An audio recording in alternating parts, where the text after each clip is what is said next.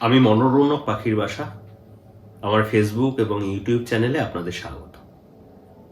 ইউরোপীয়রা ভারতবর্ষে এসেছিলেন বাণিজ্য করবার জন্য। তারা সঙ্গে করে নিয়ে এসেছিলেন তাদের ভাষা, সভ্যতা, সংস্কৃতি, পোশাক, খাদ্যাভ্যাস সবকিছুই।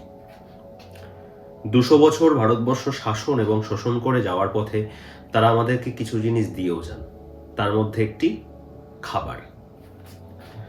আজ আমি আপনাদের এমনই একটি খাবার নিয়ে বলবো যে খাবারটি নিয়ে আজকে পশ্চিমবঙ্গ তোলপাড় হচ্ছে, প্যাটিস। এই প্যাটিস শব্দটি এসেছে ফরাসি শব্দ প্যাটি থেকে, যার অর্থ হচ্ছে মাংসের পুর। ইউরোপীয় খনি শ্রমিকদের এমন একটি খাবারের প্রয়োজন ছিল যে খাবারটি দীর্ঘক্ষণ নষ্ট হবে না এবং চাপে নষ্টও হবে না, ভেঙেও যাবে না, এমন একটি খাবার। 1300 শতাব্দীতে ব্রিটিশ খনি শ্রমিক কর্নিশ পেস্ট্রি একটি নতুন ধরনের খাবারের আবিষ্কার করেন। আলুর পুর, যার বাইরের আস্তরণ আটা এবং ময়দা দিয়ে শক্ত একটি বাইরের আস্তরণ, ভেতরে আলুর পুর। এবং তারা এই খাবারটির ওই ভেতরের পুরটাই খেতেন, বাইরের শক্ত আস্তরণটা তারা ফেলে দিতেন, কারণ সেই বাইরের আস্তরণটা নোংরা হয়ে যেত। পেস্ট্রি মূলত তৈরি হয়েছিল ওই ভেতরের পুরটা খাওয়ার জন্যই, বাইরের আস্তরণটা খাওয়ার জন্য নয়। বাইরের আস্তরণটা তারা ফেলে দিতেন। পরবর্তীতে ইউরোপ জুড়ে এই খাবারটি শ্রমিকদের মধ্যে প্রচলন হয়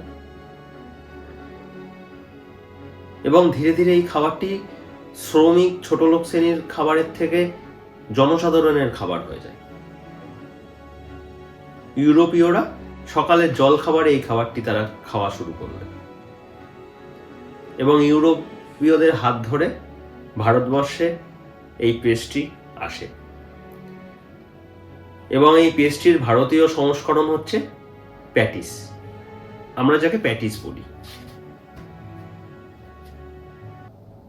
প্যাটিস বলতে গেলে আমাদের আরো একটা জিনিস বলতে হয়, আমরা যে কচুরি খাই, আমরা যে পুরি খাই, এটা এই পেস্ট্রি গোত্রীয়রই খাবার। কারণ এই প্রত্যেকটা খাবারের আস্তরণ হচ্ছে আটা ময়দার ভেতরে পুর দেওয়া। প্যাটিস, পেস্ট্রি এই নিয়ে সারা বিশ্ব জুড়ে ঝামেলা চলছে। আমেরিকা তাদের একটি নিজস্ব সংস্করণ বার্গার,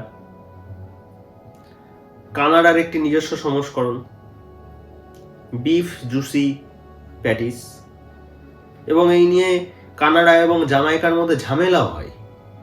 জামাইকা বলে এই বিফ জুসি প্যাটিস নাকি তাদের, আবার কানাডা বলে এই খাবারটা তাদের। এই নিয়ে তাদের মধ্যে ঝামেলা হয়। এই খাবার নিয়ে ঝামেলা সারা বিশ্ব জুড়ে চলছে। কোন খাবার কে আগে তৈরি করেছে, কোন খাবারের কে নাম দিয়েছে, চলছে, চলুক, এতে কোনো অসুবিধা নেই। কিন্তু আমরা যেন ভুলে না যাই আমাদের সংস্কৃতি, আমাদের বাংলার সংস্কৃতি, বাংলার সভ্যতা, বাংলার ইতিহাস, বাংলার ময়দান, কলকাতা ময়দান, ময়দানের সংস্কৃতি।